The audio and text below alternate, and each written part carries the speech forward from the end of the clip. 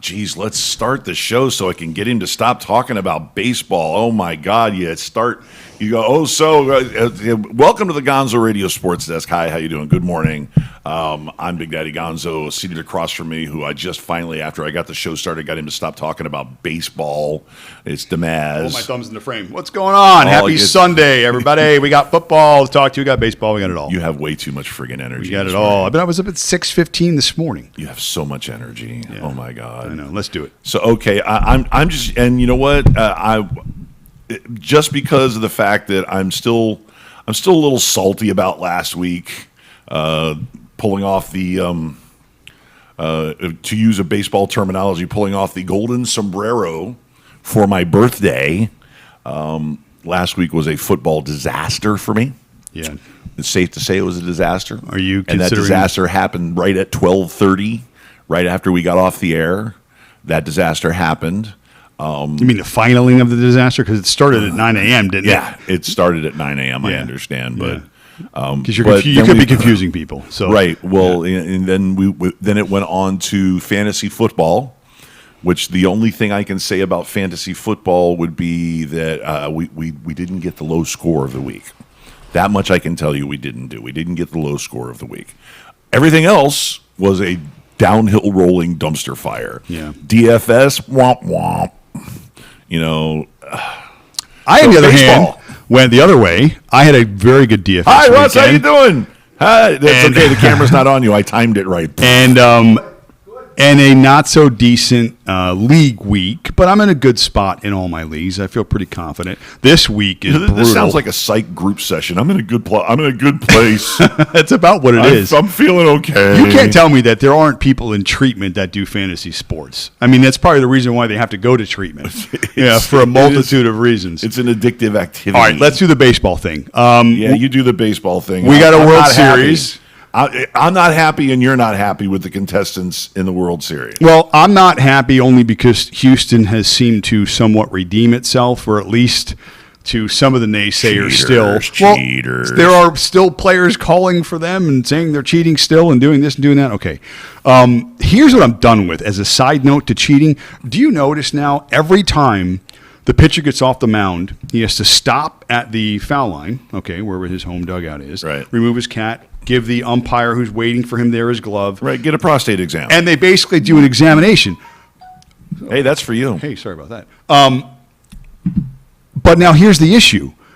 They get it to the point where you can see it on camera, and it's every single half inning. Camera pans in, has the guy. As soon as they do it, boom, they break away. It's like they're almost trying to tell you, no, baseball, there's no cheating in baseball. Look, here, we're showing you. Look, there's no way these guys can cheat. All right, this whole thing on cheating has to start from. Let it go. Well, listen, they have to choose one side or the other. They have to either turn a blind eye, which baseball has done well over their history. Okay, they're used to steroids and pine tar for everybody. They're basically used to turning a blind eye, or they have to now get rid of that book. That unwritten rule book that baseball carries around with them. That everybody's is a little bit different than the rest, and then start establishing some rules, put some structure in the game to disable these teams and players from formulating different ways to get around what it's to just play baseball. Play baseball. Right. Now listen, between your type of person who is a baseball fanatic, purist. You're into the minute details and the metrics, and you're into the game, and you love the game.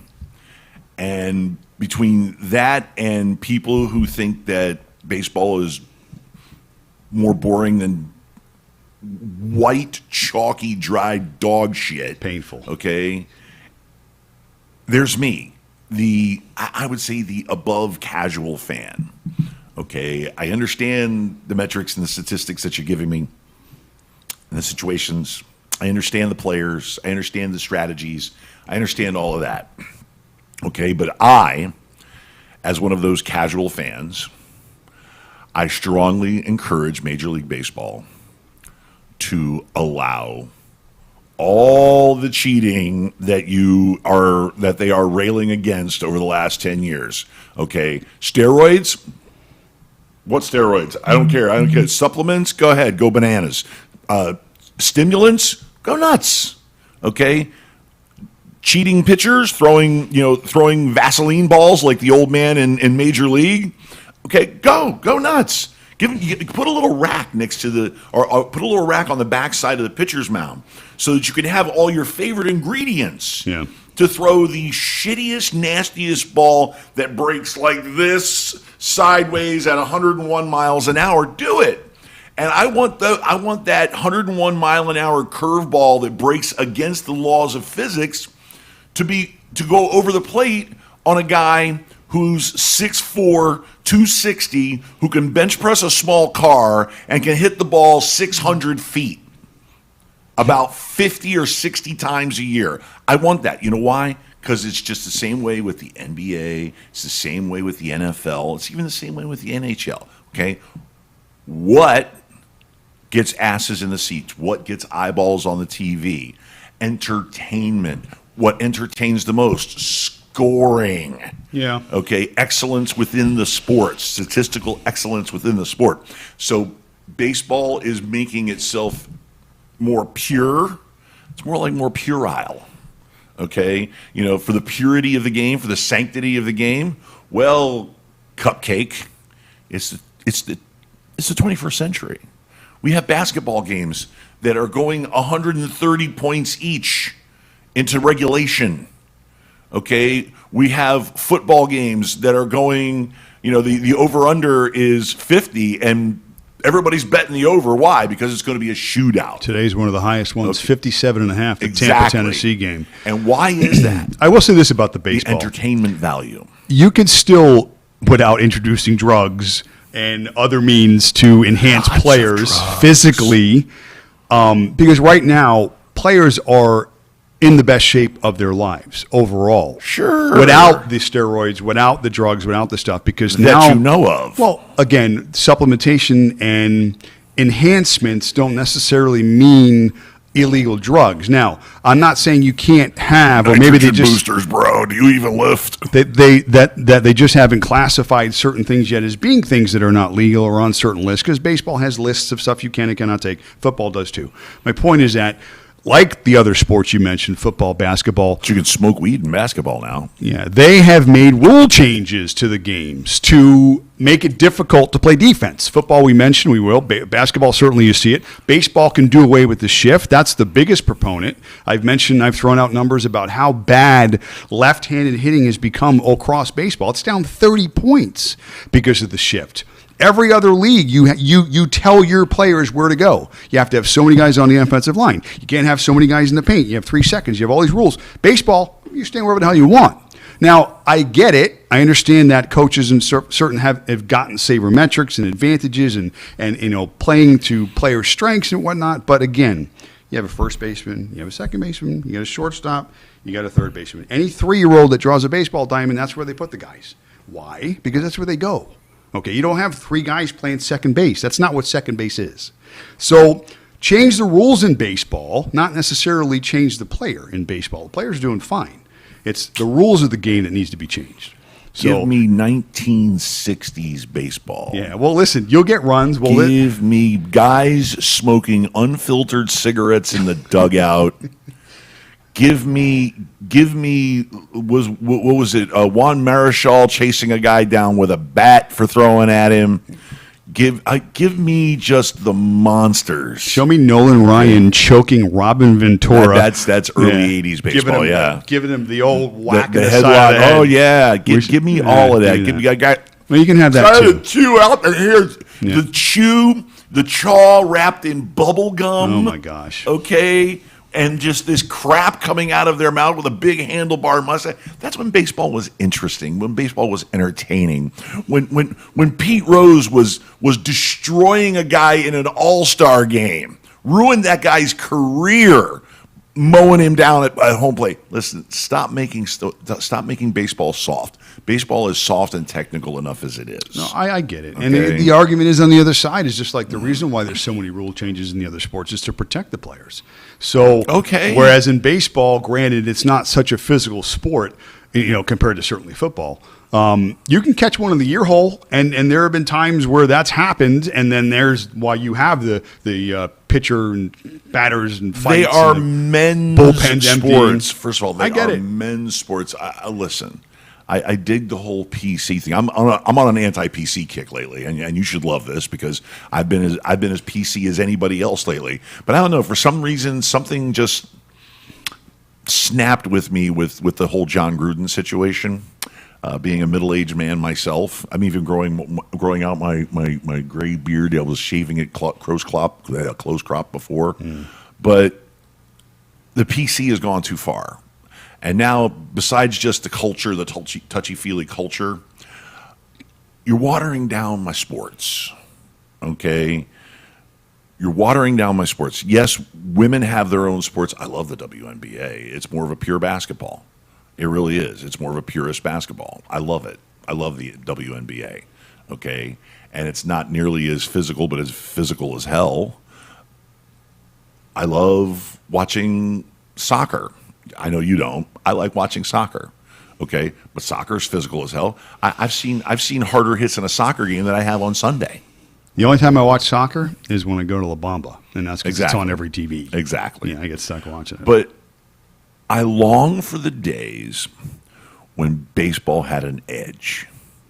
When it had an edge, okay?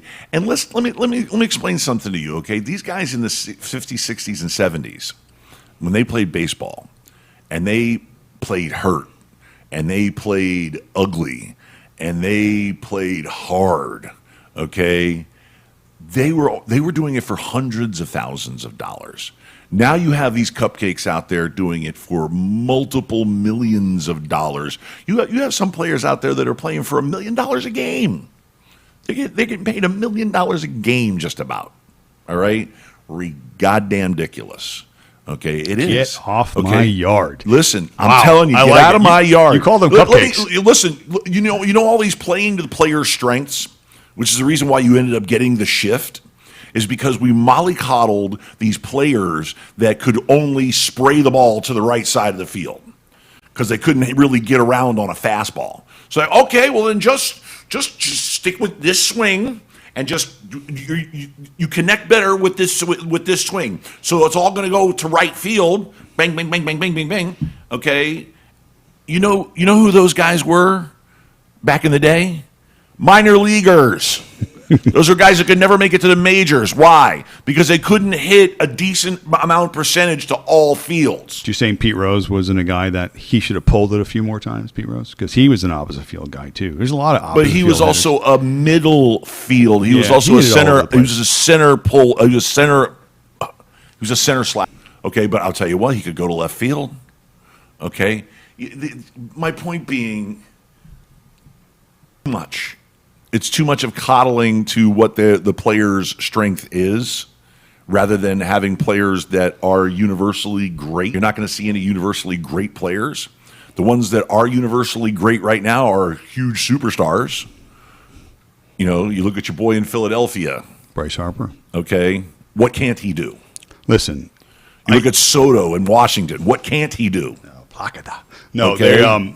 they all can hit, obviously. Yeah, They as can much all as I play. hate to admit it, as much as I hate the Atlanta Braves, look at Ronald Acuna Jr. If anything, what can't he do? If I will support your argument in a way, it's that They were just stars back in the day, not superstars. you get away from there's a term they throw around called a 5-tool player. Okay, Right. 5 tools: run, throw, whatever. And they hit, don't speed, aspire to that field. anymore. Well, because again, there's a lot more specific type needs on teams. No, because players don't put in the work to acquire that fourth and fifth tool. It's a general. Because they're good with the 3 tools they got. Possible. It's an overgeneralization. You're an angry Give me a baseball plumber fan. that only shows up with a monkey know wrench, a what? screwdriver, and a hammer. Take some of this anger. Let's talk about some football. It's left over from football. Let's talk last about week. some football. Let's carry this anger into some I'm football still pissed talk. off because the Braves are in the World Series. I can't You're pissed believe- off because the Cheaters are in the World Series. Yeah, all right. I'm pissed off because the Braves are in the World Series. I hope both teams lose. I hope it goes 7 games and it goes into 27 innings at the end of the 7th game,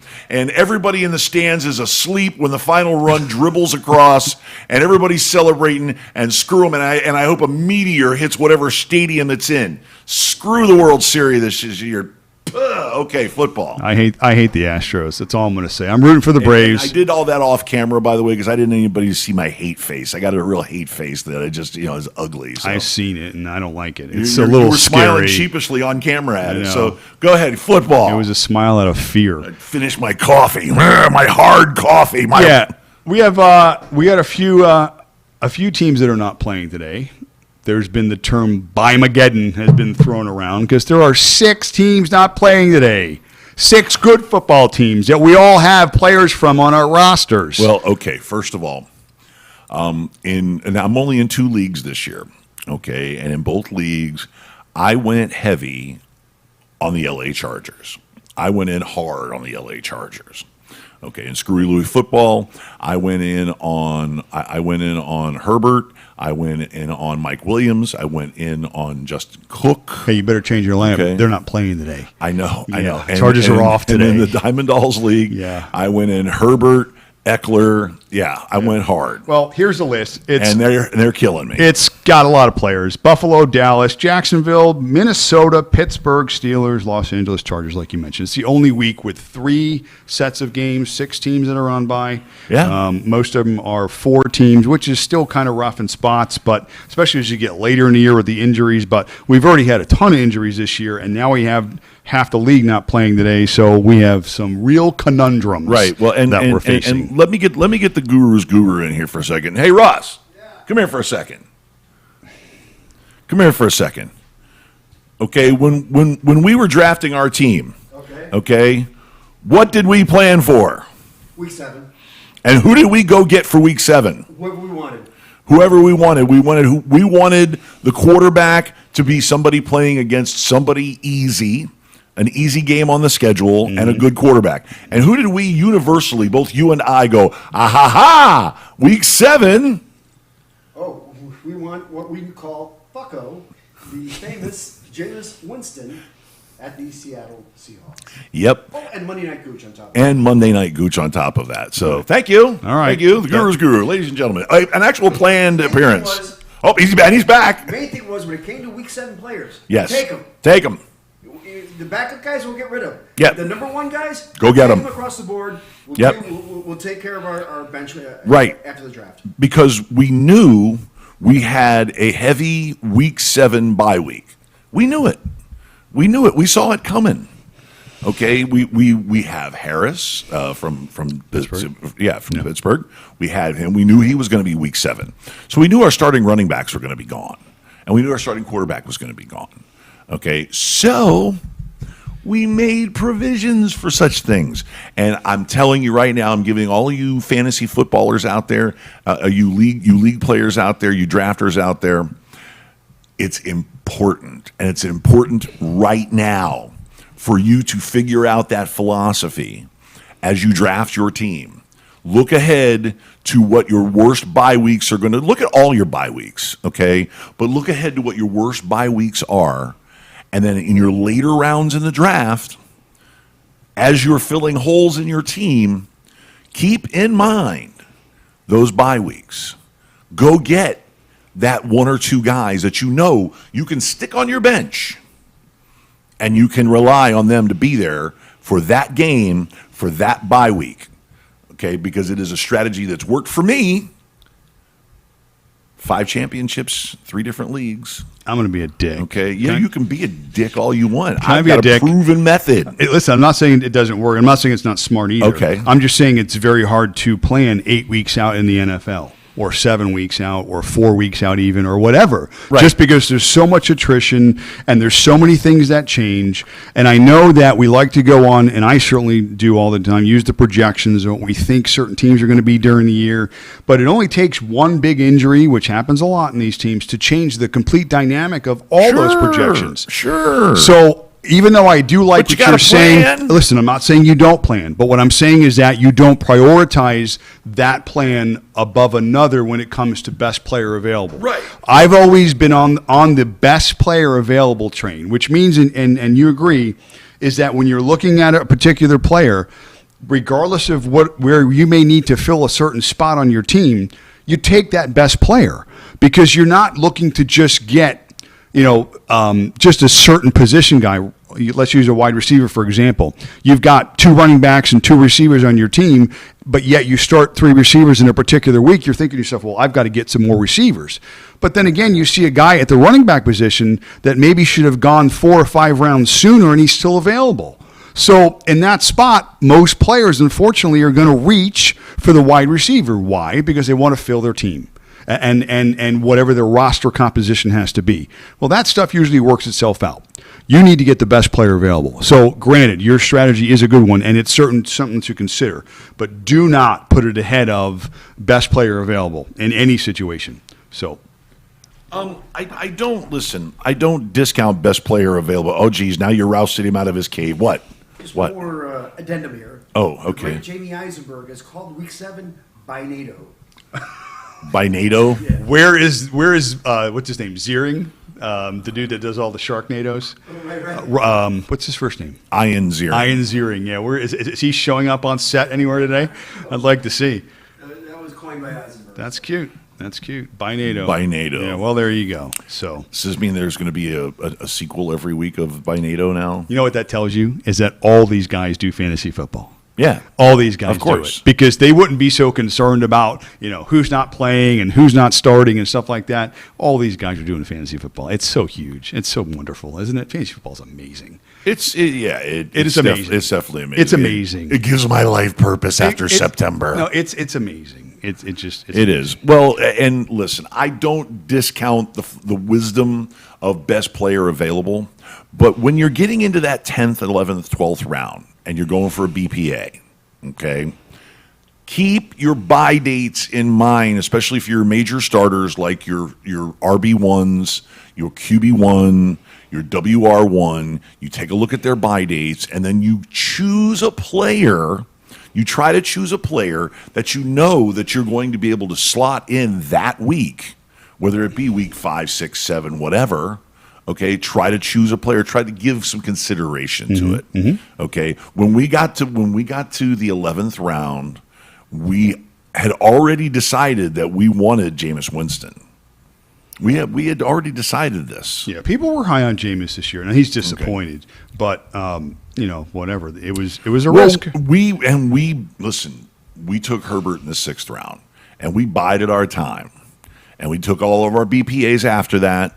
We filled out the roster, and once we got to 11, the guru and I looked at each other and went, "Now."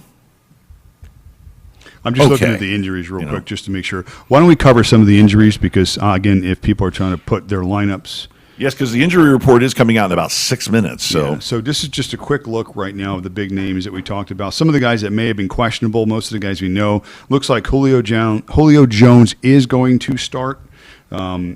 So that's good for Tennessee because they're going to need all the help they can get today against Kansas City because neither of those teams like to play any defense on the back end. So that, as we mentioned, is the highest total of the day, too, at 57.5.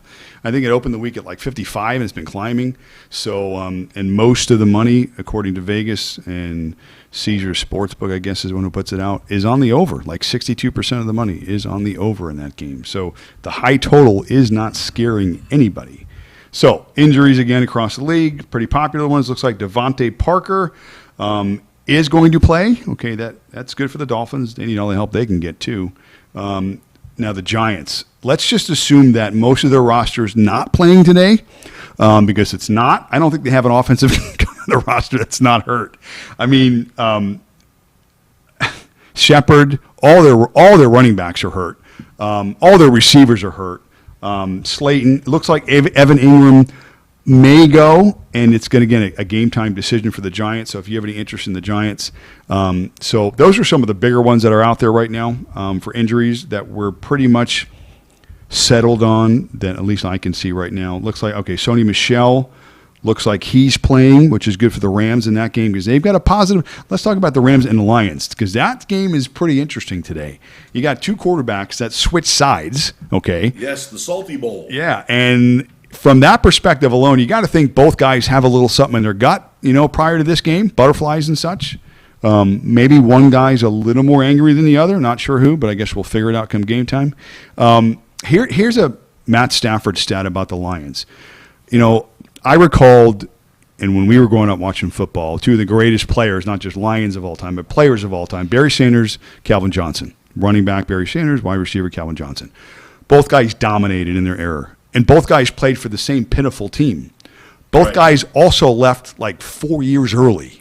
I had the pleasure of seeing them both play several times.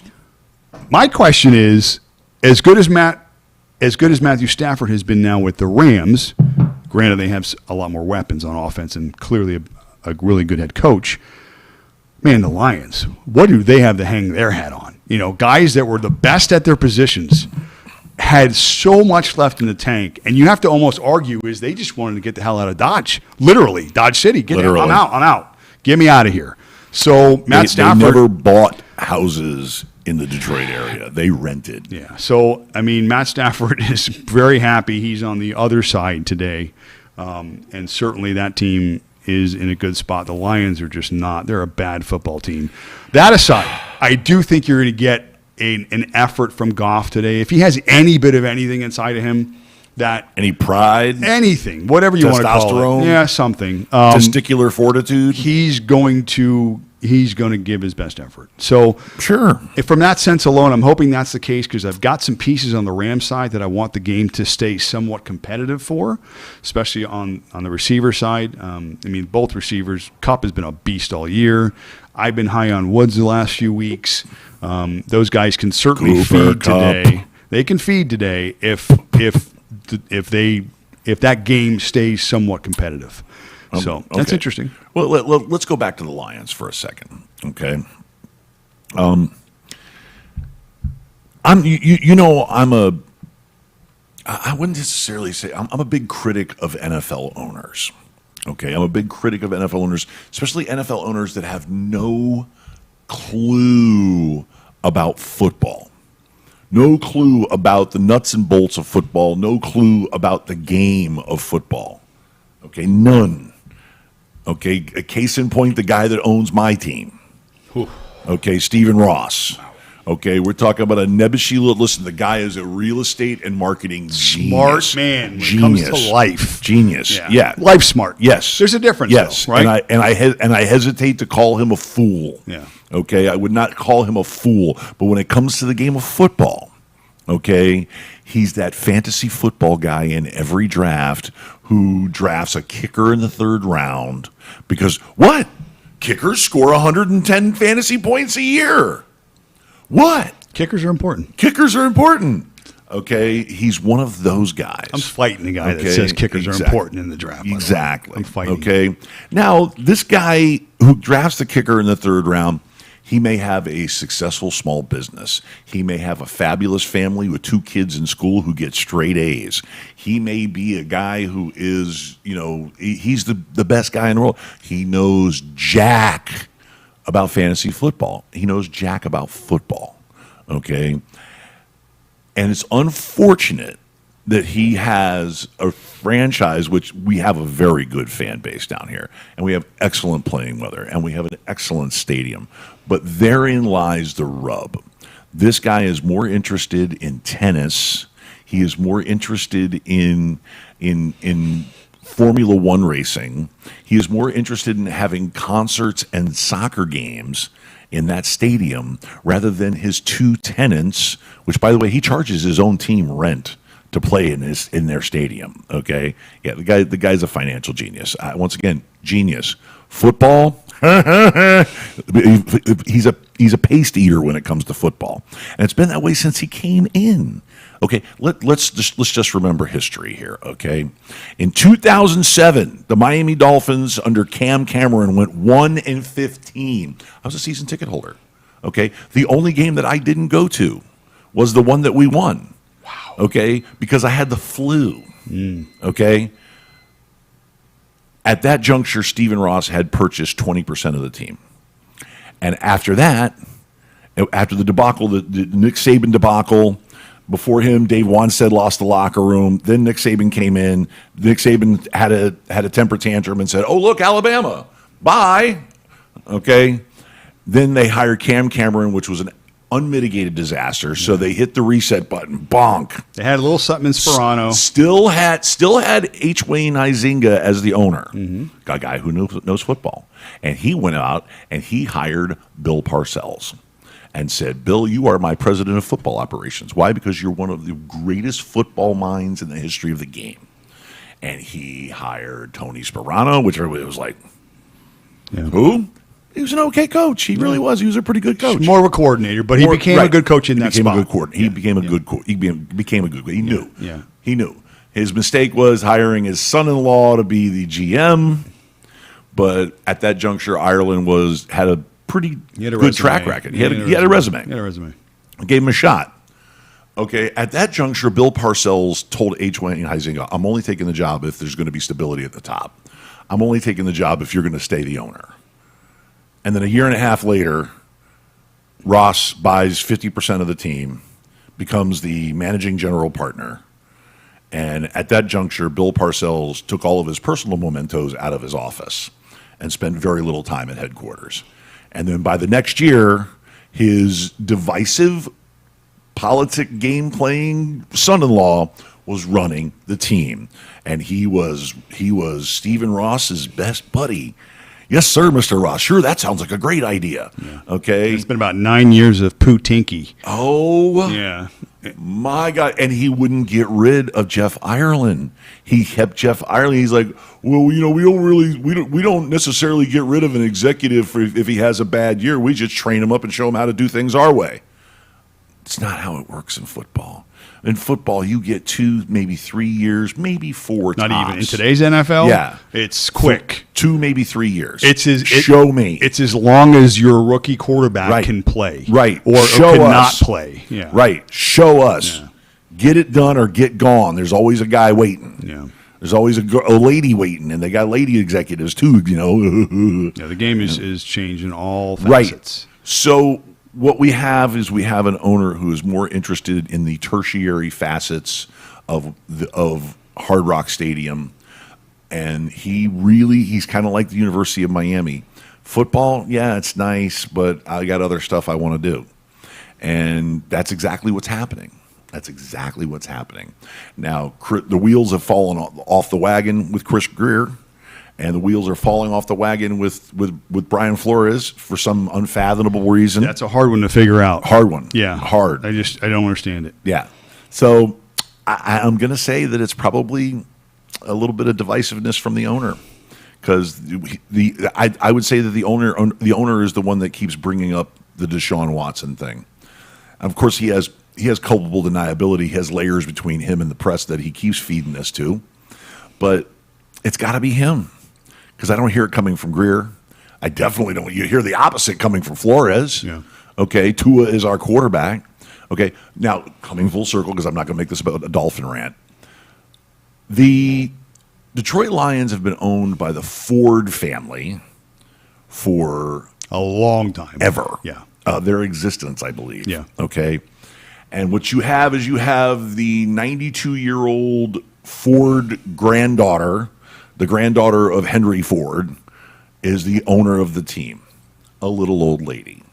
And she's a little old lady that knows a little bit about football. She grew up with football, but she grew up with bad football. Okay? You know, she wonders where that where that Wayne Fonts guy is. Wayne was such a nice gentleman. He was such a good Italian guy too. I mean, I like them Italian guys. She has no idea on how to run a football team. Okay, who is that schmo that they let Matt Patricia? No, not Matt Patricia. The guy that they let run. He was the Patriots. He was a joke too. No, yeah, I know. The guy that they let run as a GM. Oh yeah. Okay. Oh, it's killing me. I can't remember his name. Go ahead, keep going. But they let that guy stick around for 5 years too long. Yeah. Okay, he was one of the reasons why. You had outside Barry of Sanders and Calvin Johnson. Calvin Johnson quit because that guy remained the general manager. Outside of those two players, and out of touch owners, it could be one of the worst football organizations over the last 40 years. Sure.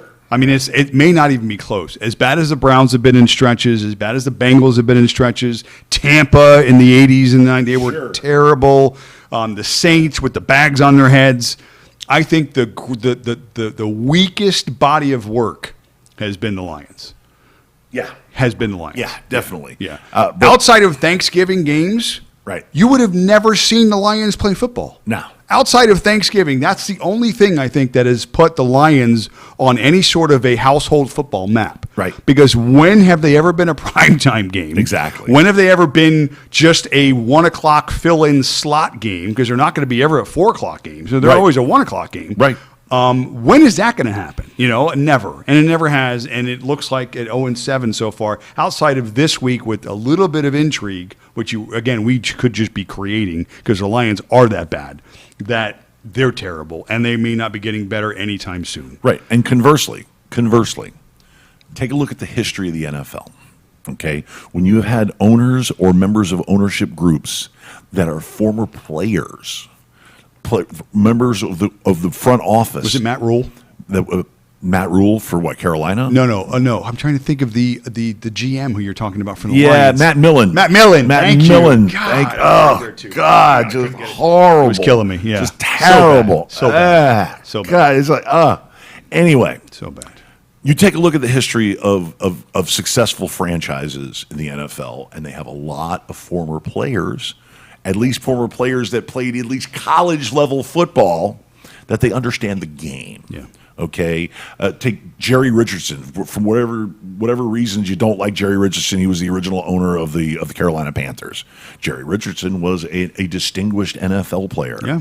Okay, he was a hard-nosed dude, and he knew football. Well, be careful though, because I'll throw a guy like John Elway at you, who's one of the greatest quarterbacks of all time. Yeah, and that organization has had a lot of question marks since he's become the owner. Well, so he's not the owner. He is the president of football. He's in the owner's ear, and he's the guy that is still a part of every decision. I understand that. Yeah. I call him the owner because he's Mr. Denver. Right, but you even look at the DeBartolos. Okay, the DeBartolos, at least junior and senior, played college football. Yeah. Okay, they may have played at Hofstra. Yeah. But they played college football. They've been playing football since they were 6. Exactly. Yeah, that's the point here. You get it's in the blood. You either get an owner that played football and understands football. Yeah. From the NFL level down. Right. Or you get executives. A smart owner hires executives that played and know NFL football from the NFL level down. Right. Or unfortunately, in the Dolphins situation, you have a guy looking at a business opportunity. Right. Taking the Dolphins and making money off the organization. Right. Because it's sort of like a ratio, okay? If you purchasing the team is a better business decision, and it's always a good business decision, but if you're always doing what's good for business rather than what's good for football, you lose sight of what's important. You're going to lose sight of what's important, and as the product on the field is going to become mediocre to bad. Yeah, because it's a lot easier. And then you're going to lose money. It's a lot easier, like you said, to make money in sports than to be successful in sports. Yes. Because even in baseball, we've talked about the Marlins have made money year after year after year, and they don't have to get out of their own way. Jeffrey Lurie has stole so much money from Major League Baseball. It isn't even funny. Unbelievable. So, all right. Well, there are a few other football games today besides the Lions and the Rams. You stole it, Jeff. You stole it. I'm just looking at the schedule. Panthers, Giants. Is anything kind of move the needle a little bit? Not really. I mean, Giants are terrible too. Panthers are actually pretty good. Their defense, I think overall, I looked at some of the numbers. Yeah, just give me, and I believe, what's the spread, 4.5? I'm not even looking at spreads. It's the Panthers at home? No, Panthers are on the road. They're in the Giants. They're it's favored. gotta I be- thought I saw 3 or 3.5 Panthers. The Giants are favored? No, Panthers. Panthers are favored. Oh, okay. On the road at New York. New York's every offensive player is hurt for the Giants. Yeah, Outside the of Daniel Giants Jones. have like a ball boy playing tight end. So and the Panthers are 4th overall in team defense. So guess what? Panthers will win that game. The parking lot security guy is Yeah. playing slot receiver today. Jets, Patriots. Boy, the Jets are bad. The Patriots are kind of bad, but people think they're still good because of Belichick. I will say this about Mac Jones. Out of all the quarterbacks that were taken in this year's draft, you can arguably say that he's been one of the best ones, if not the best one. Give me Mac Jones and Bill Belichick over the Jets. In this game, I think so too. And this is a big one. We talked about this. Chiefs-Titans. Highest total on the board. Mahomes and the Chiefs It's going to be a college basketball game score. They've been underwhelming, to say the least. But again, it's clear why, because their defense is terrible. Again, I don't understand. They were bad last year, and they got worse. So that says not much for Andy Reid trying to fix that defense, and I guess considering the fact that the defense is also important in football, especially come playoff time. But today, Tennessee, fortunately for them, they can't cover anybody either, hence the 57.5 point total in that game, Well, and it could be a shootout. A.J. Brown, we said, is playing. Right. Julio's playing. But listen, if they're smart, then Derrick Henry gets 40 carries today. 40. All right. Well, here's what I said about 40. Tennessee last week, and I was right.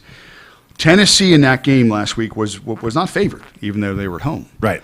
And I said that. Buffalo was a friggin' juggernaut. And I'm not debating that. But what I was saying was, as good as Buffalo has been and is not as good as Tennessee has been, with everybody coming back on Tennessee's offense, you were going to get Tennessee's best shot. This is who they were. That was the best Tennessee was going to be to any point during the year. And they showed that mostly on the back of Derrick Henry. Right. But when you can get on the back of Derrick Henry and you can still use the play action, which they do so well, and Tannehill does so well. Yes, he does. And you have now a bevy of receivers like A.J. Brown, Julio Jones, all those guys can ball. This is a different Tennessee team than it was earlier in the season. Sure. So as bad as Kansas City's defense has been, and it's not getting better, as healthy as Tennessee's offense is right now, give me the home team here. Give me Tennessee at home. So, I mean, this is another game for Tennessee where this defines them to this point in the season. They can't just rest on the Bills' win last week. You know, it's a short week or shorter week because of the game time. I'm on Tennessee this week, even though I do think that game goes crazy, and I kind of hope so, because I got a little bit of Mahomes, I got a little bit of Tannehill, I got a little bit of A.J. Brown. We all have all these guys. Ditto. So hopefully there's some scoring in that game. The Packers, they're 5-1. Aaron Rodgers playing well. You're just hating it, aren't you? I just think they're a fraud. I think Washington, They're a fraud. as bad as they are. I got pieces on the Redskins today. I do. I like J.D. McKissick today. I do too. Just because Especially Gibson's limp. that, and they're going to have to throw the ball, and they're going to be behind, and even in any game script, they're going to be throwing the football. And McKissick is a guy that can get you 6-8 targets out of the backfield, which means he's probably going to catch 6 or 8 balls because they're this and they're this. So Mixon, maybe if he grabs a cheapie on the ground, because he's had 2 touchdowns on the ground this year, and he gets you 6 or 8 catches for 60 yards even, the guy blows up. It's value in a PPR, and it's huge. So F the Packers, take some Washington. F 'em. To F the Packers. Although the Packers, you got to remember Washington's given up 16 touchdown passes. Yeah. That plays right into Rodgers. Listen, it's going to get out of hand quick, but that's why the Packers, good. Let's make believe the Packers are as good as they are, because they're not. So let them beat them by 30 today. We're like, oh, the Packers, not the Packers. So next game, I don't think it matters. We talked about it basically, Falcons and Dolphins, all right? Why are you snickering? I'm just saying. Take the over. I don't know. Kyle Take Pitts? the over. We were talking about home field with the Titans and everything else. You think Dolphins today? No. As far as across the league, home field is now a factor again. After last year with all the empty stadiums, Right. you threw that right out the window. Right. Okay. Now, home field advantage has returned. It's to a that true 3-point dictate like Yeah, Vegas and if you suggests have that it is. if you have a home dog, that dog bites. Yeah, okay. Well, Dolphins today, I Look believe. at last week, home dog. There's a Hit the couple of Bills, bit them hard. Yeah, Dolphins. Dolphins favored in that game today? Probably not, right? Did they pick a favorite? I don't know. Can they both be underdogs? Is that possible?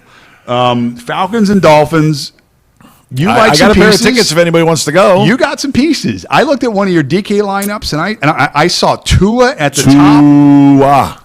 Tua. I will say this: it's not just about total numbers in fantasy. You do have a salary cap. You do have to find value.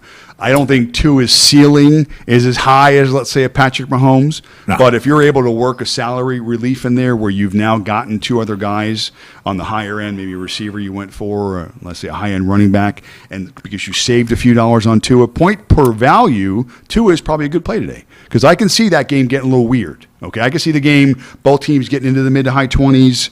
Atlanta's looks like they got Kyle Pitts involved last week. They may be able to move the ball a little bit. By Dolphins necessity. can't play, yeah. And the they Dolphins had a ball boy playing the X receiver position last week. Well, Ridley's playing today. Pitts is so they're a little bit better on offense. The Dolphins, again, you would think at some point their offense is going to click, or at least Tua is going to have one of those crazy games. At the beginning of the season, we were all saying, oh, well, the Dolphins would be really, really good. The rest of the team is fantastic. The offensive line's a little iffy, but they addressed it. So the only question mark left is Tua. That's the only question mark left now. Now here we are going on week 7. Yeah. Okay. Tua's not a question mark. Last week's performance, okay, they won. They lost in spite of his I agree performance. with that. Last week, okay? if that was the only measure, you're okay. You feel pretty good about that. Exactly. Yeah, 100%. I firmly believe that if he would have played in any of those 4 games that he missed, we would have won at least one. We would have beaten the Raiders.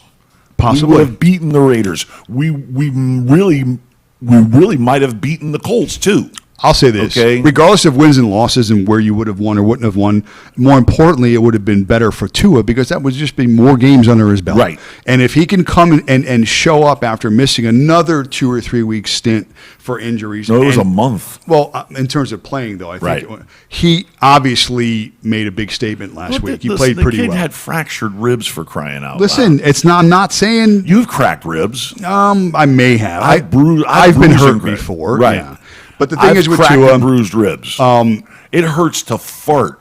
yeah, last week was a good checkbox for Tua. Okay, that was impressive. He had a good game. Listen, when I cracked my ribs, I couldn't sit on my easy chair. I had to sit on a bar stool. Yeah, it I had to sucks. sit on a bar stool because I couldn't get down to the point where I was sitting and then had to use my core muscles to stand up. Yeah. Because the one time that I did that, I was in tears from the pain. It hurts. I know Okay, it does. it hurts. It hurts bad. It hurts beyond hurts. Okay, when I say it hurts to fart, I literally mean it hurts to go. Yeah. Yeah, you broke something else. Exactly. So maybe that game gets a little bit silly today, and maybe Tua has another game he has like last week, and if he does, then he's probably a good start. 70%, 33 of 47, 329 yards. Now he threw a mystery interception that he threw to a spot on the field, and I'm going to put a little bit of that on a receiver. Okay. Because obviously a receiver ran a totally different route than what he obviously thought he was throwing. Yeah, you can also put it on a second-year quarterback that's only played about 6 games. Exactly. So right. there's a lot of things you can put it on. Next game. It ain't Tua now. Next game is interesting. I told you before we went on that there are only 2 quarterbacks in the NFL this year that have at least 2 touchdowns in every game. One of them being Patrick Mahomes. The other one, I don't think most people would be able to get. The other one would be the quarterback that you were ridiculed and made fun of. Yeah, picked on by a certain member of our league at our club who is now employed at another club. And if he's smart, he's watching this show right now to get some fantasy football advice because he ain't doing so hot. Yeah, that's an issue. But for him. he made fun of you, and that would be Mr. Joe Burrow. Yeah, he's your having a only pretty good quarterback year. on your team, by the way. Yeah, it was. I was high on Burrow this year for a myriad of reasons. They have the Ravens today. I think that game gets a little bit silly too. Ravens are at home. Lamar Jackson has been really good, and not good in the sense where people look at him as being the prototypical running quarterback. He makes all his plays with his feet. BS. We proved that wrong over the last few weeks. The kid's really good, and the Ravens are really good. And to me, they're probably the dark horse, not at this point being 5-1, but one of the teams that weren't mentioned in the top 2-3 teams in the AFC coming into this year that have a really good shot of going far in the playoffs this year. So that's a good game with the Bengals. They're at home. I hope there's points in that game because, again, I got both sides in that game. I got players on both. I got Burrow, obviously, and some receivers and such like that. So, but I do think Lamar Jackson has another monster game today. Let's see. We talked Lions and Rams earlier. Eagles, Raiders. Okay, Raiders, big win last week after the John Gruden debacle. Greg Olson calling the plays in Las Vegas now, by Interesting. the way. Interesting. An offensive guy. Smart guy, too. Loves him some Kenyon Drake. All right, you might get some of that today. You're all over that Kenyon Drake today. I hope you're right. Kenyon Drake. Eagles defense, young defense this year. Everybody's talking about Jalen Hurts and about how good the offense is and whatever. I'll tell you something about the defense. Fletcher Cox. They are, I think, they're fourth overall in defense in terms of yards per attempt, yards per completion. The great Fletcher Cox. You know what? Not only is he a great defensive tackle, but his name says defensive tackle. Fletcher Cox Cox. He's a beast still. Yeah. 11th year in the league. But the Raiders won last week. They won pretty convincingly. I think Derek Carr is still one of the quarterbacks in the league that just doesn't get enough attention. Can we give him some credit for leadership? Yeah, 100%. Can we? 100%. Can we please? Yeah, I mean, he's just, man, the guy's a baller. They love him. The only issue with them, he stepped up and jumped out in front of that Gruden situation, and he said, I still love the guy. Yeah, 100%. He was my mentor. He was my coach. Yeah. He was a guy that I talked to about my personal life. I'm glad you mentioned that. Okay. Yeah, no, that's a good point. That's that team. Now, the injury side of that is Waller. We didn't mention him in the injuries. Right. He is going to be a true game time decision. Now, if you have him in your lineups, no. If you do, and I do, or had him at least, the issue is it's a 4:00 start. So if you're a game time decision at 4:00, and guess what? It doesn't go your way, you don't get to make a substitution. You don't want to take that goose egg. So make sure you're aware of that too. Yeah. Listen, the irony about Darren Waller also with the Raiders is that John Gruden was in love with him. John Gruden had a bromance going with him in the tight end position. He loved tight ends that got down, that could stretch the field, and that was his guy. Okay, last week he disappeared. What did he have? 2 catches, 3 targets? Yeah, it was okay because a former tight end, is now the offensive coordinator, and he don't care. He's like, I got Henry Ruggs Jr., I got Brian Edwards, I got this little guy running around like a maniac underneath it, Hunter Renfro. Another one to catch. I got Kenyon Drake, they who got I can swing the ball out. They got a lot of weapons. I got Jacobs. I can. They got 2 Alabama running backs in the backfield for them. Yeah. And an Alabama wide receiver and an Alabama offensive lineman. Roll Tide. If Waller doesn't play, I like your Drake call even more. Even more. So that's going to be interesting to watch. So, so that's a big football game. I'm on the Raiders today. I just think that they continue to play well after the John Gruden, whatever the thing is now. They've reestablished leadership on that team, apparently. And Derek Carr's got involved. Okay, now the Cardinals will go to 7-0 because they're playing the Texans. That line, I think Cardinals are favored by 36. let's just keep going. They're done. Move along. Nothing to see here. Buccaneers, Bears. I'm going to throw a receiver at you that I love today on DraftKings because he's so cheap and he's been in the offense. And here's just another game where the Buccaneers, all they do is throw the football. They don't run the football. And it's kind of hard to run on the Bears anyway. But the Buccaneers don't even try and run the football. They're up 30, and Tom is still back there. And they got 2 good throwing the football. They got 3 good running backs. And Tom is still, they're up 30, they're throwing the football still. So let's let that happen on the other side. I'm more on the Chicago side. Mike Evans. I like Daryl Mooney today. Mooney. Here's a guy that's kind of seems like him and Justin are kind of being buddies. They're kind of getting close. Sure, a little chemistry. And I think he's got 17 targets in the last 2 weeks. I kind of like that. And again, give me a speedster, a guy that can catch the ball that he likes, where they know they're going to be throwing it, at least for, I don't know, all the game. Right. So I'll take me a little Daryl Mooney on DraftKings. Sure, and listen, nobody could telegraph it even any more than the Chicago Bears that Allen Robinson will be traded.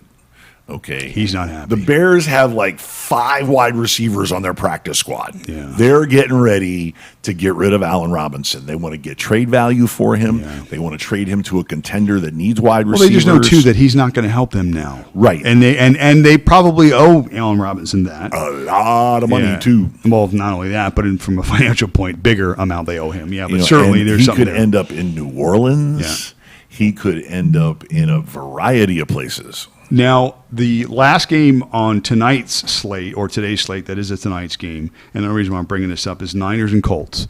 Now, I don't know, fantasy guys usually like to use a term called the hammer. Like that last game of the night, or let's say the Monday night game where you're down 20 and you've got the hammer. You got the one guy that is projected high. It's in the last game. It's exciting. It's whatever. You know what the weather's going to be in San Francisco tonight? Monsoon. Not good. Not good. One of those horrible. Well, first of all, San Francisco has pretty temperate weather. They do. It's always nice. It's moderate. It's a little damp sometimes, a little rainy sometimes, but it's nice. It's 60 generally nice. 50s and 60s. It's good football weather. I mean, like all year long. Yeah. It's like 62 at night in the I was summer. there a few years ago in the summer, July, and it was cold only Yeah. because that's cold for them. Right. And when I say cold, it was in the 50s, Right. which is good football weather. But tonight, they'll be in the 50s. But the only problem is that's how fast the wind is going to be also. in the 40s and 50s. Yeah, and the rain and everything else. Monsoon. So now. They call it a storm train or a weather complex out there. Yeah, it's not good. So that's something to watch in terms of if that's going to continue. Because again, weather changes all the time too. So make sure that if you're keying in on that game for whatever hammer you may or may not have, nice. Who is that? We're getting some. We're getting some representation here. Nice. I like it. I'm trying to get see it it. focused on the camera. There, Nice. there we go.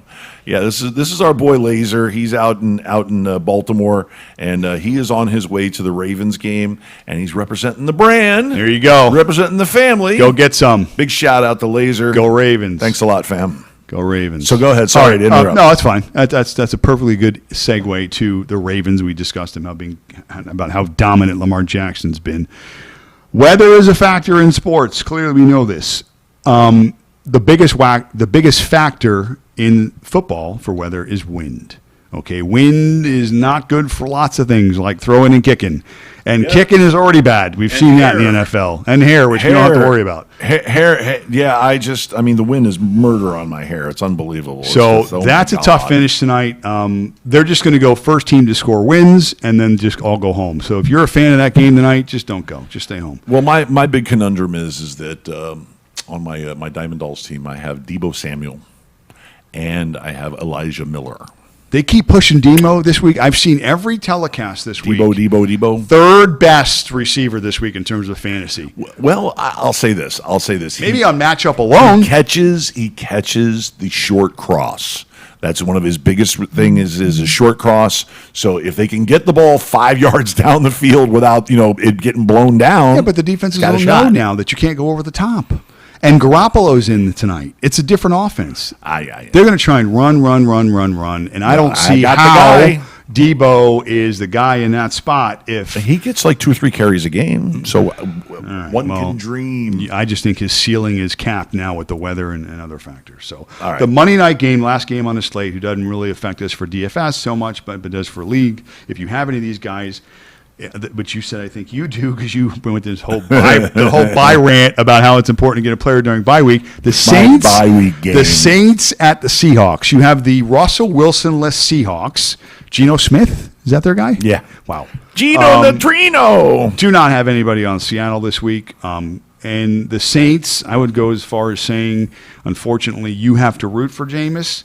That's a tough spot for even the Saints, playing Seattle, knowing that Seattle now they're going to be resting on whatever defense they have, which is not good, don't get me wrong. Terrible. But I can see them at home making a play or two against Winston. That's not a reach.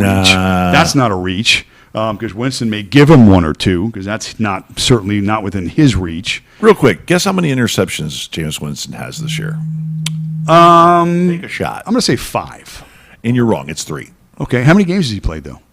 He's played 3. 6. He's starting every game? I thought he missed a game. No. Okay. Nope. Interesting. Nope. Okay. Well, you know what that tells me? So you put a little respect on his name. All right. Well, you know what that tells me? You know that term regression that I throw on? He's due for 2. So just hopefully it doesn't happen today for your sake. Our nickname for him is Fucko. He's our Fucko. Leave my Fucko alone. Take him. He's yours. You better hope that in that game somehow with a game total He'll throw 5 touchdown passes and 3 interceptions, but he's still going to throw 5 touchdown passes. With Jameis on one side and with Geno on the other, they've just revised the total for that game. It's 14.5. So hopefully for your sake they can supersede that total. Hopefully both touchdowns come on the Saints side. Well, listen, okay, this brings me to my comparative conundrum. All right. Listen, I can use conundrum once on a show. You can't use it again. Okay. All right. That's only once. I have 2 wide receivers on my Diamond Dolls team that have issues tonight. One of them being Deebo Samuels with the weather. Oh, bad. The other being Tyler Lockett with Geno Smith as his quarterback. I have an alternative. I have 2 alternatives on the bench. One is A.J. Green. Start him. Over who? Any of those 2 guys you mentioned. Although Deebo, listen, I know we're banging on the weather in San Fran. It's hard to not go with your horses in these spots. Right. It's hard to not overthink them, unless you have a really good viable option over a guy like Deebo in this spot. Then you really can't make a move. If you're on the fence in a flex spot with, let's say, Brandon Ayuk, okay, the other guy on that team, where you think that his ceiling maybe as the season progresses was going to go up, because he seems to be getting more involved in the offense, but then you have a game like this where it halts that progression because of the wind and the other factors involved. So, if you have your top guys, you play them. It's hard to, take those guys out. And if you're on the fence with certain players, then you let things like weather and stuff like that, I think, make your final decision. So I don't think I would. Oh, wait, okay. It's Jacoby Myers, who can't find the end zone ever, versus Brandon Ayuk. It's Ayuk. I mean, excuse me, versus Debo. Sorry. Debo. Yeah, excuse Debo. me. Yeah, Debo. my bad. Yeah, I got all kinds of input going on here. I know. Not only that, but I got people texting me. But it's Debo versus Jacoby Myers. Who can't find the end zone? Who's end zone snake bitten? But he's up against the Jets. I mean, he may catch six for 60. I mean, that's fine. He's done that a few times. And Debo might get shut out because that wind is bad. Go ahead. And then of course you have AJ Green versus Tyler Lockett. Green, Lockett. It's green. It's green Lockett? for me. Really? Green for me only in the sense that game at least has a shot for points. And then that's the case. I mean, even though at this point AJ Green is third choice, it's a good third banana. it's not a bad one. He gets a lot of single coverage. Because the other side draws so much attention. And he's still AJ friggin' Green. I get that too. So it's AJ Green for me. Yeah, well, AJ Green for I'm me. going to go argue that with the guru's guru here for a little bit. All right, so I think that wraps up the slate, right? It does. It does. You have anything else you'd like to add? I just want to chew on. We talked about how the landscape of the league this year. We talked about you want to promote offense, and it makes sense because it drives ratings. Score points. It's important. The NFL. Score. The NFL's done it. We looked real quickly before the show again, and we were talking about. You mentioned, Tua 70% completion last week, and it's a great week, and it was a great week. He did play really, really well. We went back 10 years. Peyton Manning, remember him? He was pretty good. Yeah. He was a pretty good, accurate quarterback, right? Yeah. Led the league a few times in Funny as hell in percentage. commercials. Second that year in completion percentage at 66%. Second in the league at 66%. Do you know where he'd be this year? He'd be 16th in the league in completion percentage. So what that tells me is this: clearly the rules are as such, whereas you can't hit anymore, you can't put your hands on receivers anymore, you really can't defend them anymore. You really just kind of almost get in their way or hope that the other 3 out of 10 times the quarterback just misses them just because of whatever particular reason. Terry Bradshaw said it best, okay? Terry Bradshaw said if those rules existed back when he was playing, he'd still be playing today. Yeah, it's possible. I mean, you're seeing Brady at this point in his career. He's threatening 50. Well, he's still only 45 or 44, I think he actually is. But he's regardless threatening of to play until he's 50. I don't care what he's threatening. I care about now, and he's 44 years old, and he has a chance to set the yardage record in the NFL. Now, if that doesn't make you think that there's a little something going on. At 44, he looks better than half the people we work with that are 20 years younger. Right. Despite all that, I'm talking about the game of football and how difficult it is to do what he's doing. And I'm saying that it may not be as difficult as it appears. I just don't think we could look at the numbers the same anymore because history tells you not to. History tells you that quarterbacks that were leap years better than most of the guys that are playing today, and their stats are not comparable.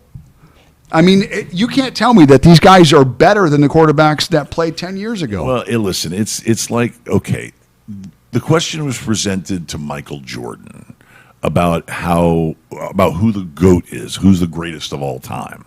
Okay, and if you played back with Bill Russell, would you be as great as you were this time?